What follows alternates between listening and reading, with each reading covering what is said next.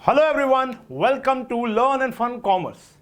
Last orientation lecture के अंदर मैंने आपको बताया था कि why we are learning this subject, और मैंने आपको यह भी बताया था कि इस सब्जेक्ट के अंदर जल्दबाजी बिल्कुल नहीं करनी। पहली बात तो इस सब्जेक्ट को सब्जेक्ट मानना ही नहीं है। इस सब्जेक्ट के अंदर अगर आपको अच्छे नंबर स्कोर करने हैं या अपना कैरियर बनाना है तो आपको एक मजबूत फाउंडेशन की जरूरत है।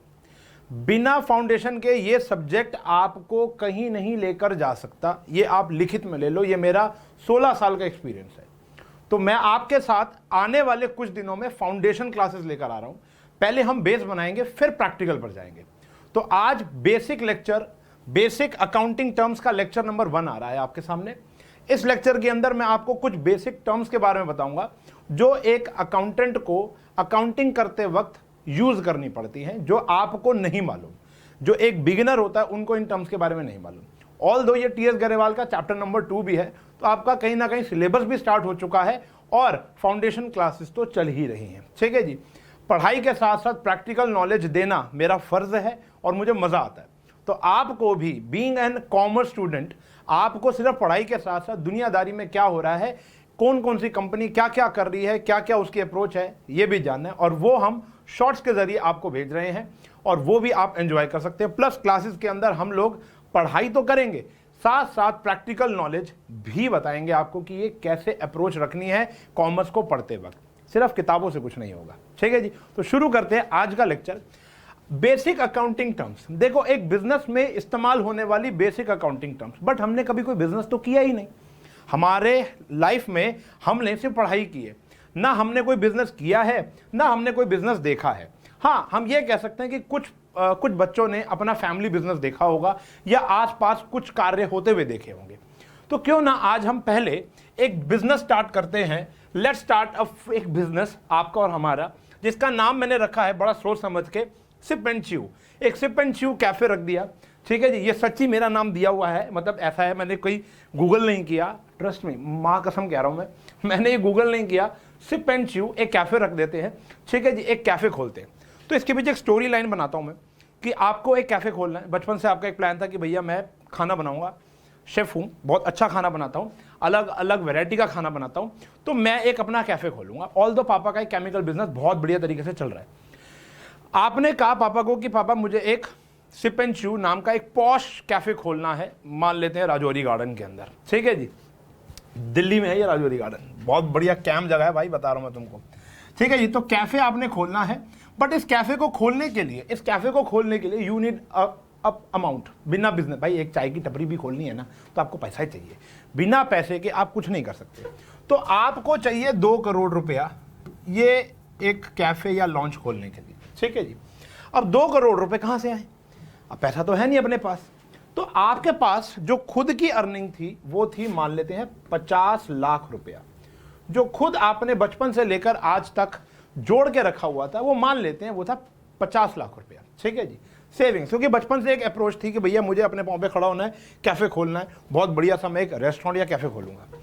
तो बाकी के 1.5 करोड़ रुपए के लिए आप अपने पिताजी के पास जाते हो और आपने अपने पिताजी को बोला कि पापा मुझे 1.5 करोड़ रुपए की जरूरत है क्योंकि मुझे कैफे खोलना है। पापा कहते हैं बेटा किन चक्रों में पड़ा हुआ है, मेरा इतना बढ़िया केमिकल बिजनेस है, ऐश कर भाई, घूम, गाड़ियों में घूम, कोई क्या टेंशन है। आपने कहा नहीं, मुझे अपने पाँव पे खड़ा होना है, अपनी एक नई पहचान बनानी है, मुझे खाना बनाना पसंद है, मुझे केमिकल बनाना पसंद नहीं है।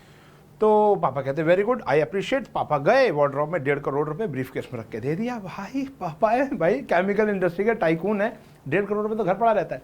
तो उन्होंने 1.5 करोड़ रुपए कैश डाल के दे दिया। अब इस बच्चे के पास कितने रुपए आ गए? 2 करोड़ रुपया आ गया। ठीक है जी। लेकिन पापा ने जाते जाते एक बात बोल दी उस बच्चे को। उन्होंने बोला कि बेटा ये जो 1.5 करोड़ रुपए तेरे को दे रहा हूँ ये हेल्प नहीं है, इट्स अ लोन, तेरे को मुझे वापस करना है। ठीक है जी। तो बच्चे को थोड़ी ठेस तो पहुंची। बच्चा कहता है कि यार ये बाप है मेरा, है अपने बच्चे को पैसा बिजनेस के लिए नहीं दे सकता, इतना बड़ा बिजनेस टाइकून। तो उसने सोचा कि चल यार अगर बाहर से लेता, पापा ना देते, बाहर से लेता तो इंटरेस्ट भी पे करता या किसी के आगे हाथ फैलाने पड़ते। चलो पापा घर की बात घर में रह गई, एक लोन है, चलो मैं दे दूंगा। पापा ने ये भी बोला कि बेटा कोई बात नहीं, जल्दी नहीं है, कल दे दियो, परसों दे दियो, अगले साल दे दियो, 2 साल बाद दे दियो, 10 साल बाद दे दियो, कोई इंटरेस्ट नहीं मैं तेरे से ले रहा, लेकिन तेरे को अपने कंधों पर बोझ लेकर जीना है कि ये पैसे तूने वापस करने हैं। तो उसने कहा ठीक है कोई बात नहीं, मेहनत करूंगा, कमाऊंगा और पापा को वापसी कर दूंगा। तो 1.5 करोड़ रुपए इसने अपने फादर से ले लिए। ये तो हो गया भैया खुद का पैसा, और ये उसने ले लिए अपने पापा से, फादर से ले लिया। इट्स अ लोन, ठीक है जी। अब चलो कोई बात नहीं, अब बिजनेस के पास तो 2 करोड़ रुपए आ चुके हैं। Let's do shopping. बिजनेस के लिए, बिजनेस खोलने के लिए आपको शॉपिंग करनी पड़ेगी। आप गए पहले तो लैंड एंड बिल्डिंग खरीदने, तो आप लैंड एंड बिल्डिंग खरीदने जाते हो, ठीक है जी। राजौरी गार्डन के अंदर लैंड एंड बिल्डिंग खरीदने जाते हो, तो वहां पर भैया लैंड और बिल्डिंग तो बहुत ज़्यादा महंगी है, ठीक है जी। लैंड एंड बिल्डिंग समझते हो ना, ठीक है जी। वहाँ बहुत ज़्यादा महंगी है, तो आपने कहा भैया ऐसा करते हैं, इसको हम किराए पर ले लेते हैं। 50,000 रुपीज़ पर मंथ हमने किराए पर एक जगह ले ली। उसके बाद हम मशीनरीज लेने गए, माइक्रोवेव्स, अवन्स, ठीक है जी, और कॉफ़ी मशीन क्योंकि कैफ़े है, मिक्सी ग्राइंडर, बर्तन धोने के लिए डिश वॉशर, मशीनरीज लेने गए और हमने 10 लाख रुपए की ये मशीनरीज खरीदी। एक अच्छा सा पॉश फर्नीचर भी खरीदना पड़ेगा बेटा, हम लोगों ने फर्नीचर भी खरीद लिया। हमने एक कंप्यूटर भी लिया, हमने एक म्यूज़िक सिस्टम भी लिया, हल्का हल्का मद्दा मद्दा सा इटालियन म्यूज़िक चलाएंगे। उसके बाद हम लोगों ने क्या कह सकते हो, म्यूज़िक से कैमराज भी लगवा दिए, ठीक है जी, कैमराज भी लगवा दिए। कुछ हमने एम्प्लॉयज़ भी रखे, ठीक है जी, मान लो काम करने के लिए सेल्स बॉय, वेटर्स, ये सारे हमने एक एम्प्लॉय रखे, बाउंसर्स वगैरह। 7th पॉइंट हम लेने लिया बेटा रॉ मटेरियल। अब भैया सारी मशीनरी तो आ गई, रॉ मटेरियल भी चाहिए होगा। रॉ मटेरियल मतलब ग्रॉसरी आइटम्स, कॉफ़ी लेने गए, ब्रेड लेने गए, मतलब जो भी एक आपको कैफ़े चलाने के लिए सामान चाहिए होता है वो आप लेने जाते हो। आपने 20 लाख रुपए का माल पैक करा लिया रॉ मटेरियल के रूप में, ठीक है जी। आप देखते हो वहां पर आपका एक मित्र, उसी की दुकान थी, तो आप उसको कहते हो यार देख तू मेरा दोस्त था, बचपन का दोस्त था, तो तुम मुझे कोई डिस्काउंट नहीं दे सकता।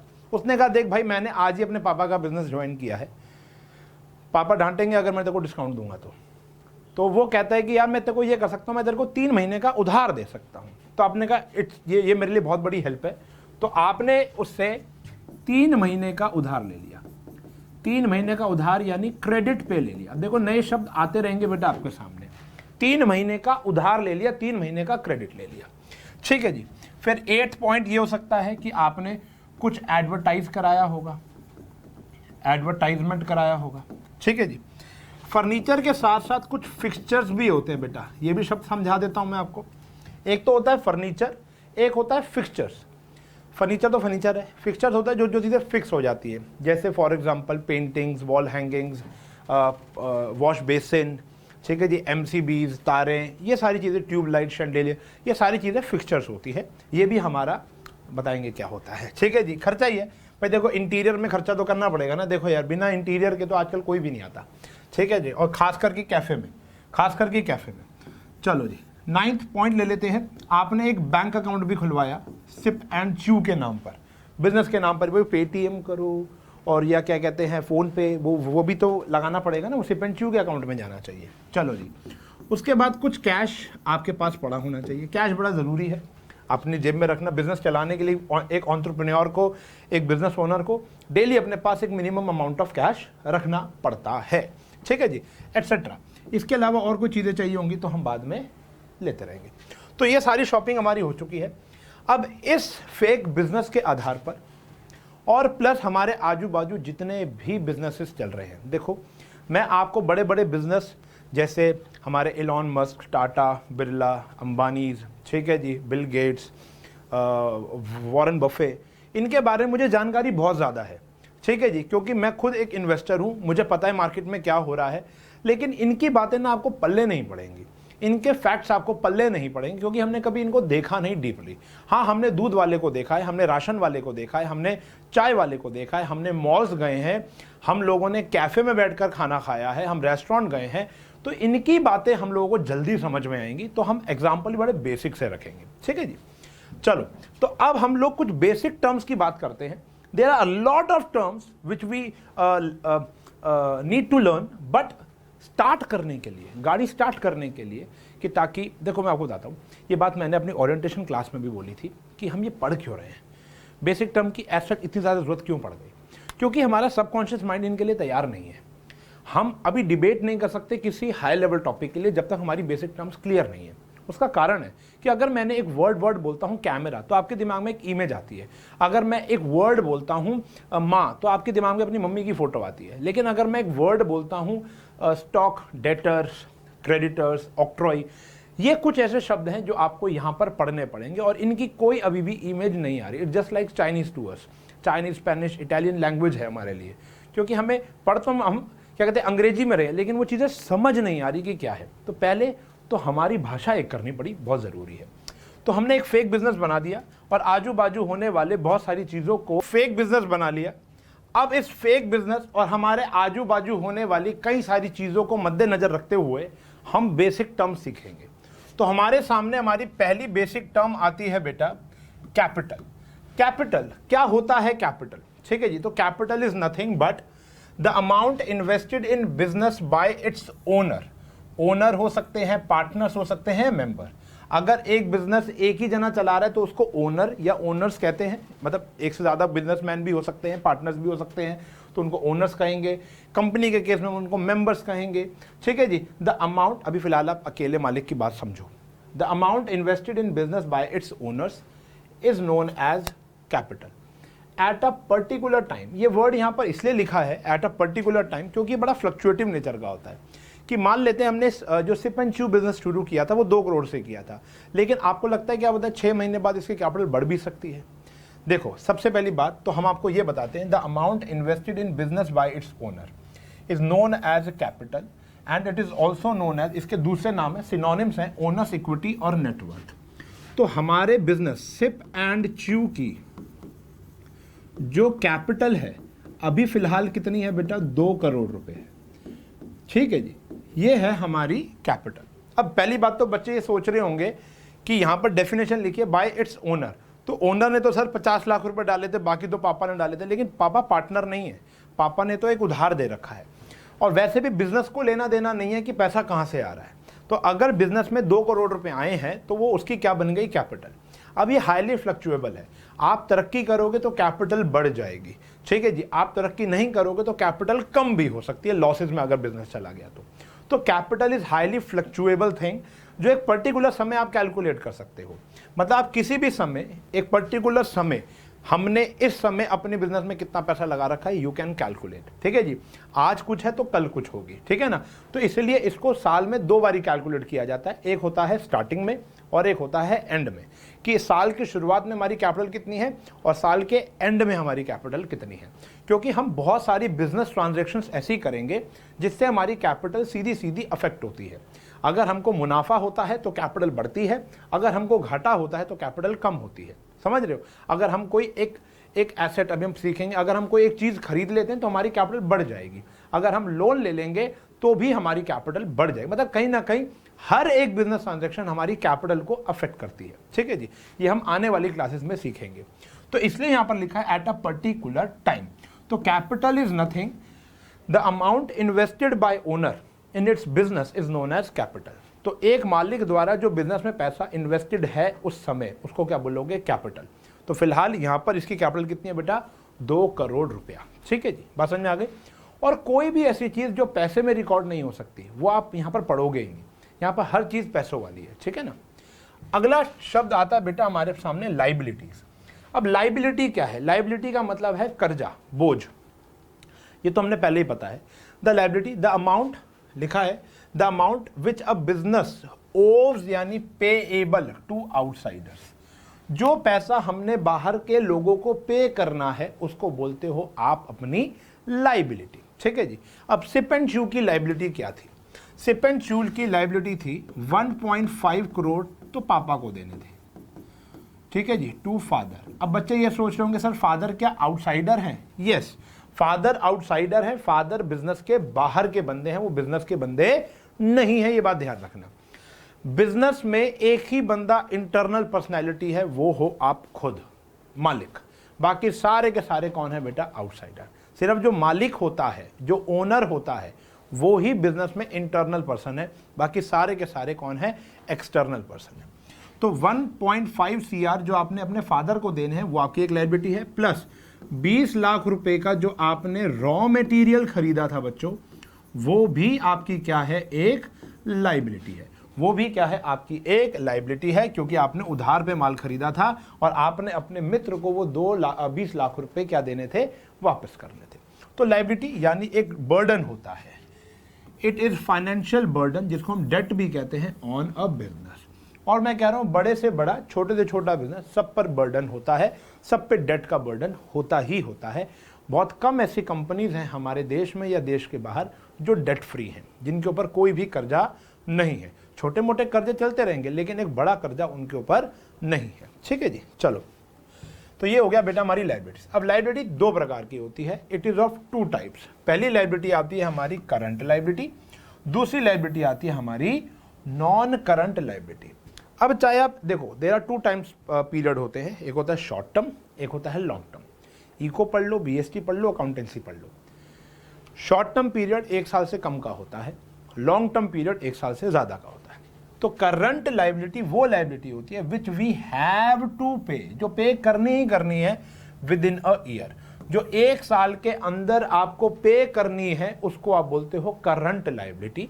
ठीक है जी, उसको आप बोलते हो current liability. It is also known as short term borrowings. For example, अभी आपके लिए मैं बताऊं तो जो 20 लाख रुपए का आपने जो रॉ मटेरियल खरीदा था ना अपने दोस्त से, वो क्या है आपका शॉर्ट टर्म, क्योंकि वो आपने 3 महीने के अंदर अंदर पे करना है, उसने आपको कहा था। ठीक है जी, तो मतलब जो पैसा हमको 3 महीने के अंदर पे करना है, या देखो ये 3 महीने नहीं बोलेंगे, जिसको हमें 1 साल के अंदर पे करना है, चाहे वो 11 महीने में देना हो, 11.5 में देना हो, 8 महीने, 9 महीने, 10 महीने, उसको आप बोलते हो करंट लायबिलिटी। क्या बोलते हो? Current liability. और जो पैसा आप 1 साल के बाद भी पे कर सकते हो, विच वी कैन पे, ऐसा नहीं आप 1 साल के अंदर पे नहीं कर सकते हो, लेकिन जब आपने लोन लिया था तो तय कर लिया था कि भैया 4 साल बाद पे करूंगा या 1.5 साल बाद देना शुरू करूंगा, तो वो आपके लिए लॉन्ग टर्म बोरिंग्स हो गई, वो आपके लिए नॉन करंट लायबिलिटी हो गई। ठीक है जी, लेकिन ऐसा नहीं है कि आपके पास 6 महीने में पैसा आ गया तो आप उनको दे नहीं सकते हो। मैंने बैंक से लोन लिया, मैंने कहा 5 साल बाद दूंगा, और मेरे पास 6 महीने में ही पैसे आ गए, तो क्या मैं रीपे नहीं कर सकता? कर सकता हूं, लेकिन कोई जबरदस्ती नहीं है कि 6 महीने में देना ही देना। आप 5 साल हैं आपके पास, 1 साल से ज्यादा टाइम है आपके पास। तो liability which we can pay after a year is known as non current liability और also known as long term borrowings. ये होती है शॉर्ट टर्म बोरिंग्स, ये होती है लॉन्ग टर्म बोरिंग्स। ये फिलहाल आपके थे 1.5 करोड़ रुपए जो आपने अपने फादर से लोन लिया था।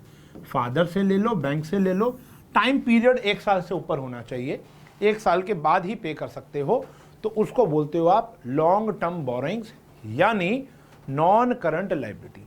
जो 1 साल के अंदर ही पे करनी है करंट, 1 साल के बाद भी पे कर सकते हो, उसको आप क्या कहते हो?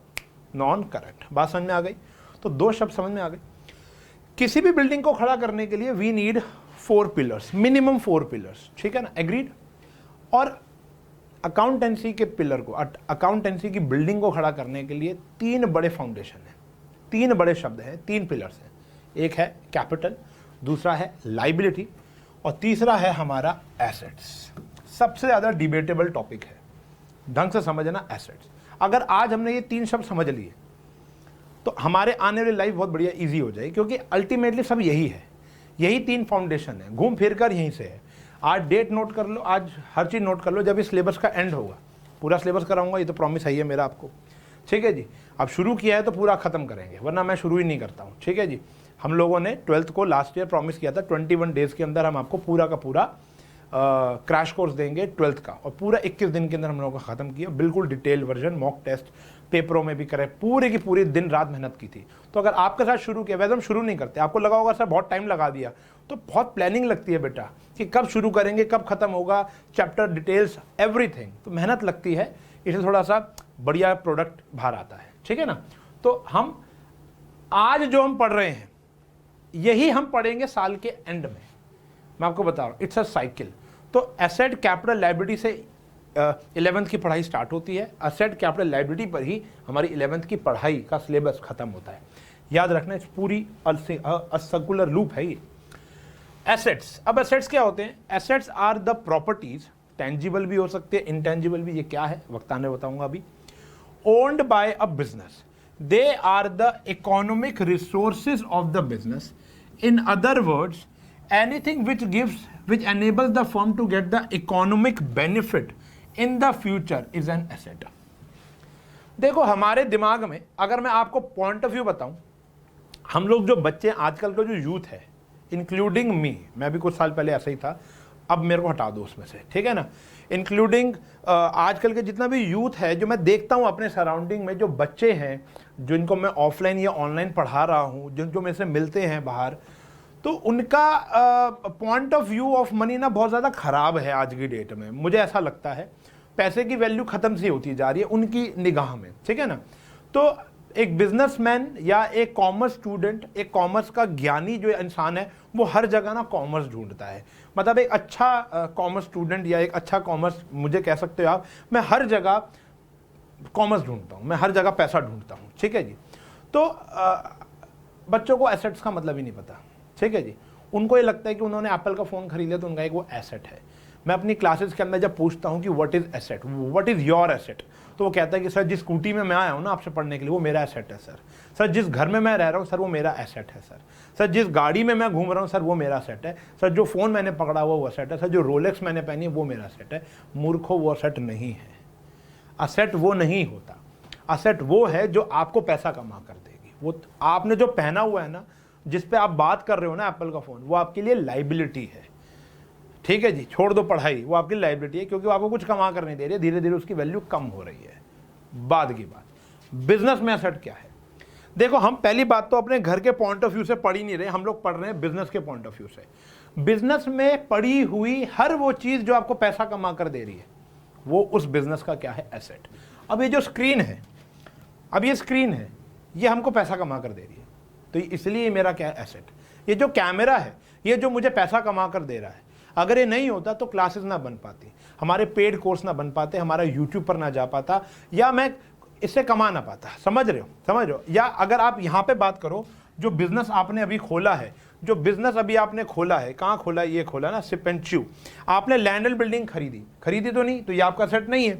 लेकिन जो आपने मशीनरी खरीदी है, आपने फर्नीचर खरीदा है, आपने कंप्यूटर खरीदा है, म्यूजिक सिस्टम खरीदा है, कैमरा खरीदा है, रॉ मटेरियल खरीदा है, ये सारी चीजें, बैंक बैलेंस जो तो है ही एसेट, ये सारी चीजें जो आपको पैसा बनाकर देती हैं, which gives economic benefit to you, are known as assets.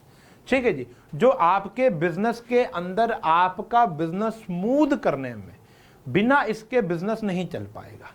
ठीक है जी, बिना इसके बिजनेस नहीं चल पाएगा। अब जैसे मैं ऑफलाइन सेंटर्स में पढ़ा रहा हूँ, ठीक है जी, मेरा खुद का ऑफलाइन सेंटर है, तो अगर मैं एक ऑफलाइन सेंटर की बात करूं तो वहां पर जितने भी बेंचेस पड़े हुए हैं, मेरे सामने बेंचेस पड़े हुए हैं यहाँ पर, तो ये मुझे पैसा कमा कर दे रहे हैं। यहाँ एसी जो लगा हुआ है, ये मुझे पैसा कमा कर दे रहा है। मेरे घर का सोफा मुझे पैसा कमा कर नहीं दे रहा, इतना गद्दीदार है, वो पैसा कमा के नहीं दे रहा। ये लकड़ी के फट्टों से बना हुआ एक बेंच मुझे पैसा कमा कर दे रहा है। वो 2 लाख रुपए का आया था, ये 1400 रुपए का आया है, ये मुझे पैसा कमा कर दे रहा है। जो एसी लगे हुए हैं, ये मुझे पैसा कमा कर दे रहे हैं। ये स्क्रीन मुझे पैसा कमा कर दे रही है, ये लाइट मुझे पैसा कमा कर दे रही है, ये कंप्यूटर मुझे पैसा कमा के दे रहा है। देखो, पूरा नक्शा बता दिया मैंने आपको। ये कुर्सियां मुझे पैसा कमा कर दे रही हैं, ये बिल्डिंग मुझे पैसा कमा कर दे रही है। समझ रहे हो? तो हर वो चीज जो मुझे पैसा बना कर देगी, इसके बिना बिजनेस चलाना नामुमकिन है। मेरे ऑफिस के अंदर जो पानी का डिस्पेंसर भी रखा हुआ है ना, उसको एक दिन हटा दो तो प्रलय मच जाएगी इंस्टीट्यूट के अंदर। क्यों भाई? क्योंकि प्यास लगती है भाई। पंखा हटा दो, पंखा खराब कर दो, एसी खराब कर दो, बेंचेस हटा दो, बच्चा एक दिन जमीन पर बैठ जाएगा, दूसरा दिन नहीं बैठेगा भाई। आज की डेट में ये माहौल है, और सही भी है यार। क्या गलत है? एक दिन ये स्क्रीन हटा दो, व्हाइट बोर्ड हटा दो, मान लो कुछ लिखने के लिए नहीं है, तो पढ़ाई कैसे होगी? तो ये हमारे बिजनेस को प्रॉपर फंक्शन करते हैं, और इन्हीं प्रॉपर फंक्शनिंग की वजह से क्लाइंट खुश होता है और क्लाइंट आपको पैसा देता है। अब जब हम एक कैफ़े में जा रहे हैं, हमारे कैफ़े में फर्नीचर ना हो, सबको बोला भैया ये लो अपना मिल्क शेक और ये लो अपना सैंडविच, ज़मीन पे बैठ जाओ जी, कैसे होगा यार? अब हमारे पास कॉफ़ी बनाने के लिए मिक्सी ग्राइंडर नहीं है, तो कॉफ़ी हाथ से फिटोगे क्या? कैसे करोगे? तो जो चीज़ से आपका बिजनेस आपको पैसा कमा कर देगा, वो आपका क्या होता है? एसेट। एक छोटा सा गाड़ी रिपेयर या स्कूटी रिपेयर करने वाली दुकान ही देख लो, जो उसके टूल्स हैं वो उसके एसेट्स हैं। जो उसका क्या कहते हैं उसको, वो गाड़ी को ऊपर करने वाला, मैं भूल गया यार, वो नाम ही भूल गया, ठीक है ना, तो वो सारे उनके एसेट्स हैं। ये सारे के सारे, ये जो सारे के सारे पड़े हुए हैं, ये हमारे क्या हैं? एसेट्स, क्योंकि ये हमको क्या कमा कर दे रहे हैं? पैसा। Examples of assets are land, building, machinery, furniture. Stock बताऊंगा क्या होता है, डेटर बताऊंगा क्या होता है, कैश जो मेरे पास पड़ा हुआ है, बैंक बैलेंस। पैसा भी तो मुझे पैसा बनाकर दे रहा है, जो मेरा बैंक बैलेंस है वो भी तो मुझे पैसा बनाकर दे रहा है। चलो अभी इतने मैच्योर नहीं हो हम वहां डेप्थ तक जा पाए, लेकिन मोटा मोटा आपको समझ में आ गया कि एसेट वो चीज है, वो एक फिजिकल, वो एक प्रॉपर्टी जो मुझे पैसा बनाकर देगी। ठीक है जी। मेरा मोबाइल फोन पर्सनली अगर देखो तो वो एसेट नहीं है, लेकिन अगर मैं उसको अच्छे ढंग से इस्तेमाल करूं, जैसे मेरे को एक बच्चा कहता है कि सर अगर मैं अपने मोबाइल फोन से इन्फ्लुएंसिंग करता हूं और वो बंदे मेरे को पैसे देते हैं, तो हाँ ठीक है बेटा, वो तेरा एसेट है, दैट्स योर एसेट। ठीक है जी। लेकिन आप उस पर बैठकर रील्स देख रहे हो और गाने सुन रहे हो तो वो आपका एसेट नहीं है। गेम्स खेल रहे हो वो आपका एसेट नहीं है, वो तो कुछ और ही है बेटा, फिर वो तो तुम्हारा जीवन ही बर्बाद कर रहा है। ठीक है जी, बात समझ में आ गई? ये है हमारे एसेट्स। ठीक है जी। अब यहाँ दो शब्दों का इस्तेमाल हुआ, टैंजिबल और इनटैंजिबल। आ जाओ, types of assets. Non current assets होते हैं। नॉन करंट एसेट्स ऐसे एसेट्स जो लंबे समय तक आपके साथ साथ रहेंगे। ठीक है जी। Non current assets are those assets which are held by an entity और enterprise not with the purpose to resale. अब हमने ये जो स्क्रीन है ना, ये बेचने के लिए लगा रखी है। कल मेरे ऑफलाइन के बच्चे यहां पर आकर बैठेंगे बेंच के ऊपर, तो वो ये नहीं कहेंगे सर बेंच तो बहुत मजेदार है। या एक बच्चा ऐसा जो कह रहा है सर मैं 9th आपसे पढ़ा, 10th आपसे पढ़ा, 11th आपसे पढ़ा, 12th आपसे पढ़ा, सर इस बेंच से प्यार हो गया, मैं यहीं बैठता हूं रोज आकर, सर मैं सीए भी इसी बेंच पे बैठ के ही निकालना चाहता हूं, बेच दो ना सर। चलो इमोशनली शायद मैंने उसको बेच दिया, लेकिन ये क्या मैंने बेचने के लिए रखे हुए हैं? इमोशनली मैंने उसको गिफ्ट कर दिया, मैं कहा ठीक है यार तू सीए निकाल, बेंच तो मैं और ले आऊंगा। लेकिन अगर दूसरे बच्चों के पॉइंट ऑफ व्यू देखो, अगर कोई भी आएगा भैया बेंच बेच दो, ये कैमरा बेच दो, ये कंप्यूटर बेच दो, ये एसी बेच दो, तो यार ये मैंने बेचने के लगा रखे हैं।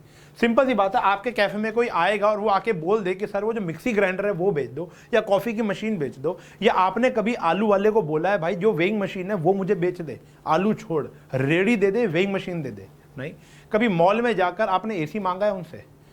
मतलब जो मॉल के अंदर एसी लगा होता है आपने वो मांगा है? एस्केलेटर खरीदा है आपने? नहीं खरीद सकते ना, वो बिकाऊ नहीं है, वो प्रॉपर फंक्शनिंग के लिए है। वो हमने इसलिए खरीदा है क्योंकि वो हमको पैसा बनाकर तो देगा, लेकिन हमारी प्रॉपर फंक्शनिंग के लिए हमने उसको खरीदा या बनवाया ही इसीलिए है क्योंकि उसके बेचने की नीयत हमें कोई भी नहीं है। नॉन करंट एसेट वो एसेट होते हैं which are held by an entity और enterprise not with the purpose to resale but to held either as investment और to facilitate our business operation. हमारे बिजनेस ऑपरेशन को स्मूथ करने के लिए होता है। In other words those assets held by the business from long term point of view, लंबे समय के लिए, उसको आप बोलते हो नॉन करंट। जैसे अगर एक बिजनेस की लैंड एंड बिल्डिंग हो गई, बेचने की नीयत नहीं होती। ठीक है जी। हमारे पास जो मशीनरीज होती हैं बेचने की नीयत नहीं है। हमारे पास जो फर्नीचर है बेचने की नीयत नहीं है। जो कंप्यूटर है, जो कैमराज हैं एटसेट्रा, इनको बेचने की नीयत नहीं है, ये तो प्रॉपर फंक्शनिंग के लिए है। ठीक है जी। ये दो प्रकार के हो सकते हैं, टैंजिबल और इनटैंजिबल। ठीक है जी। बेचने की नीयत दोनों की नहीं होगी। टैंजिबल जिनको छू सको, जो फिजिकली अपीयर्ड हो। जो अभी तक सारे नाम लिखे थे वो सारे टैंजिबल थे। ठीक है जी। Building, machinery, computer, furniture etcetera, ये सारे के सारे टैंजिबल है क्योंकि ये फिजिकली एग्जिस्ट करते हैं। इनका एरिया होता है, इनका मास होता है, आप इनको छू सकते हो, आप इनको देख सकते हो, आप मतलब वो फिजिकली प्रेजेंट हैं, जगह घेर रहे हैं, वेट होगा उनका। लेकिन कुछ ऐसे एसेट भी होंगे जो फिजिकली एग्जिस्ट नहीं करते। Intangible assets are those assets which do not have physical existence. They can not be seen और टच। ना इनको देख सकते हो और ना ही इनको आप छू सकते हो। ऐसे एसेट्स होते हैं हमारे इनटैंजिबल एसेट, जिसका नाम है patents, goodwill, trademarks, computer softwares. ठीक है जी। भाई गुडविल, जैसे मैकडोनल्ड तो नहीं खोल सकता ना मैं, कोई और लर्न एंड फन खोल लेगा? नहीं, इसका अपनी एक गुडविल है।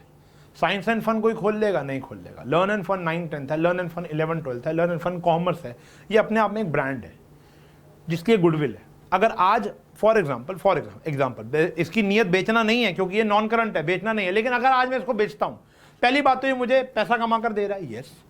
अब मुझे सिंपल सी बात है, आपको अगर मैं बोलता हूं शूज, आपको जूते खरीदने हैं, तो आपके दिमाग में ना चाहते हुए सिर्फ 3 ही ब्रांड आएंगे, एडिडास, रीबॉक, नाइकी। मुझे नहीं पता ऐसा क्यों होता है। आज मैं बोलता हूं ना मक्खन, तो आपके दिमाग में एक ही ब्रांड आता है, पता ही नहीं क्यों यार, 50 ब्रांड है मार्केट के अंदर, लेकिन एक ही ब्रांड आता है, वो है अमूल।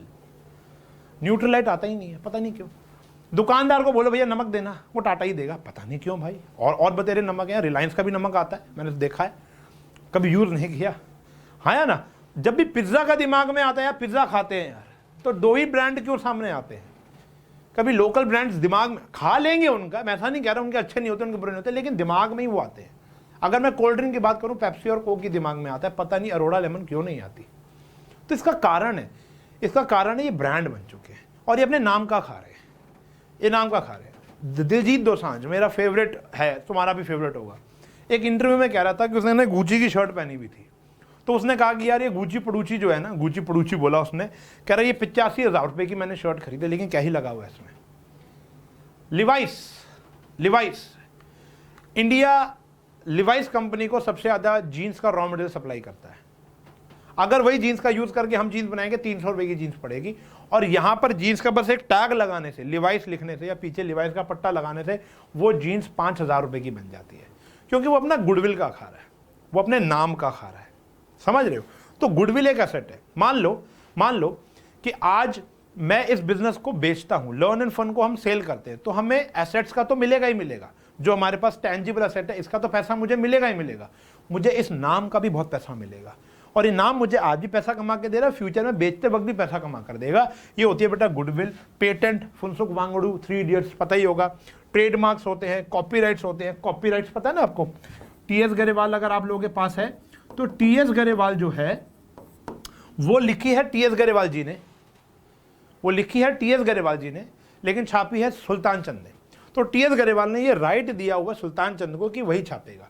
मैं अगर छापने लग जाऊं तो मेरे ऊपर केस हो जाएगा, जेल भी जा सकता हूं मैं, मानहानि का दावा आ जाएगा। तो उसके अलावा वो पायरेसी हो जाएगी ना, पायरेट हो जाएगा वो। समझ रहे हो? तो ये होते हैं इनटेंजिबल एसेट्स, सॉफ्टवेयर्स वगैरह। टेंजिबल जो दिखते हैं, इनटेंजिबल दिखते नहीं है, चलो दिख भी जाएं लेकिन ये कोई फिजिकली अपीयर नहीं होते। ठीक है जी, ये हमारे इंस्टीट्यूट में या हमारे ऑफिस में, हमारे कैफे के अंदर जगह नहीं घेरेंगे। ठीक है ना, आगे बढ़े। चलिए फिर एक और आता है, ये तो हो गया बेटा हमारा non current assets. Non current asset जिनको बेचने की नियत नहीं है, ये 2 प्रकार है, दोनों को ही बेचने की नियत नहीं होती हमारी। एक होता है बेटा हमारा करंट एसेट, जो हम चाहते हैं जल्द से जल्द कैश में कन्वर्ट हो जाए। भाई हम तो चाहते हैं जल्द से जल्द ये कैश में कन्वर्ट हो जाए। Current assets are those assets which are held by an entity और enterprise for the purpose to convert them into cash within a short period. हम चाहते हैं 1 साल के अंदर अंदर ये निपटे, 1 साल के अंदर चाहते हैं अभी निपटे।